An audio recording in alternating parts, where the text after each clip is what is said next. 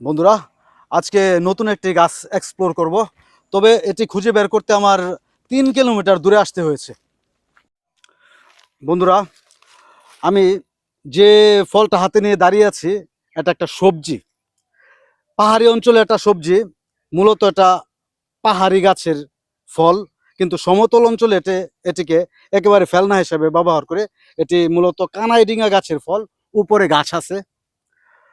তো পাহাড়িরা এটাকে সবজি হিসাবে শত বছর ধরে ব্যবহার করে আসছে, বিশেষ করে উত্তর পূর্বাঞ্চলের সিলেট অঞ্চলের পাহাড়, তারপর ময়মনসিংহের গারো পাহাড়, পার্বত্য চট্টগ্রামের পাহাড়ে এটা আগে প্রচুর পরিমাণে জন্মাতো, কিন্তু পাহাড় ধ্বংসের ফলে এটা এখন বিলুপ্তির পথে।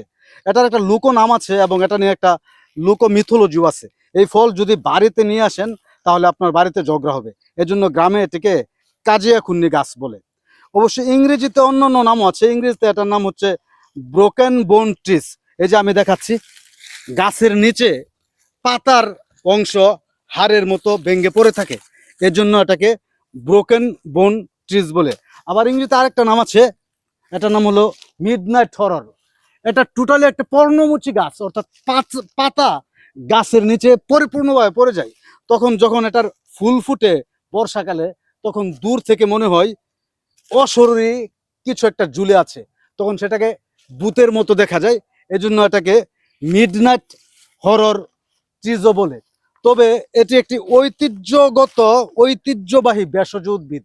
এই গাছের ছাল আপনি ছালের রস বের করে গুড় দিয়ে মিশিয়ে খেলে জন্ডিসের উপকার হয়। এবং সাধারণ শরীর ব্যথায় এই গাছের শেকড় আপনি যদি পেস্ট করে নিয়মিত সেবন করেন, তাহলে আপনার শরীর ব্যথা দূর হয়ে যায়।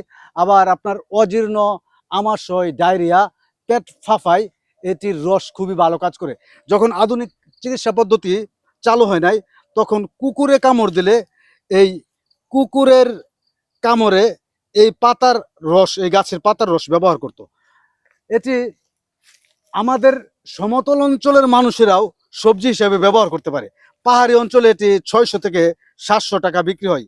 4টা ফলেই 1 কেজি হয়ে যায়, অর্থাৎ একটা ফলের দাম পাহাড়ে 150 টাকা। কিন্তু আমাদের দেশের সমতলের মানুষেরা এটাকে ব্যবহার করে না। যদিও এটি মূলত পাহাড়ি গাছ, কিন্তু সমতলেও এরা এটা জন্ম লাভ করে। আর আমি যে জায়গায় দাঁড়িয়ে আছি, এটা মূলত প্লায়োস্টোসিন যুগের সোপান ভূমির মাটি। এই প্লায়োস্টোসিন যুগের সোপান ভূমির মাটিও পাহাড়ি মাটির মতোই শক্ত, কিছুটা লাল টাইপের। ধন্যবাদ সবাইকে।